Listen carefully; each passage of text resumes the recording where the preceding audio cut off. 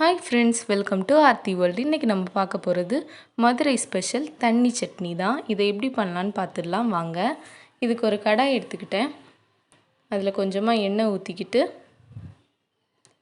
எண்ணெய் காஞ்சதும் ஒரு பெரிய வெங்காயத்தை நறுக்கி வச்சுருக்கேன், அதை நம்ம உள்ளே சேர்த்துடலாம். உங்களுக்கு வேணும்னா 2 பெரிய வெங்காயம் கூட சேர்த்துக்கோங்க.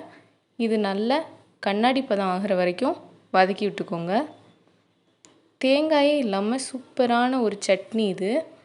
கண்டிப்பாக வீட்டில் ட்ரை பண்ணி பாருங்கள்.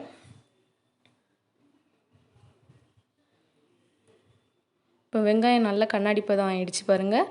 இது கூட இப்போ ஒரு 5 மிளகா சேர்த்துருக்கேன்.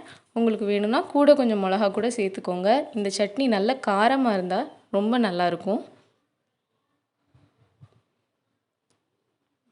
மிளகாயும் நல்லா வதங்கிருச்சு பாருங்கள்.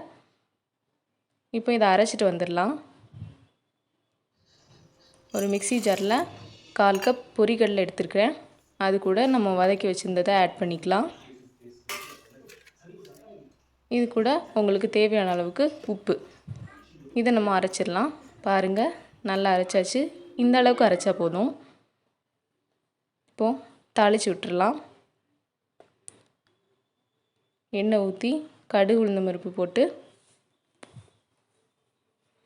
கடுகு வெடித்ததும் நம்ம அரைச்சி வச்சுருந்ததை உள்ளே சேர்த்துடலாம்.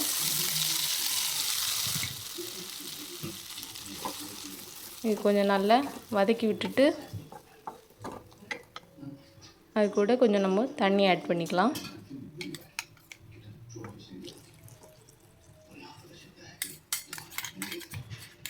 இந்த சட்னி நல்ல தண்ணியாக இருந்தால் சூப்பராக இருக்கும். அதனால் கூட ஒரு கிளாஸ் கூட நீங்கள் ஆட் பண்ணிக்கலாம் தண்ணி. நல்லா கலந்து விட்டுக்கோங்க. தேவைப்பட்ட அந்த ஸ்டேஜில் உப்பு போட்டுக்கோங்க. அவ்வளோதான், சூப்பரான தண்ணி சட்னி ரெடி ஆயிடுச்சு. இந்த சட்னி ஊற்றி சாப்பிட்டிங்கன்னா எக்ஸ்ட்ரா 2 இட்லி சாப்பிடுவீங்க. அதனால் கண்டிப்பாக உங்கள் வீட்டில் இதை ட்ரை பண்ணி பாருங்கள். இந்த வீடியோ உங்களுக்கு பிடிச்சிருந்துச்சின்னா லைக் பண்ணுங்கள், ஷேர் பண்ணுங்கள், கமெண்ட் பண்ணுங்கள். மறக்காமல் சப்ஸ்கிரைப் பண்ணிக்கோங்க. சப்ஸ்கிரைப் பட்டன் பக்கத்தில் ஒரு பெல் ஐக்கான் இருக்கும், அதையும் கிளிக் பண்ணிக்கோங்க. Thank you. Have a good day.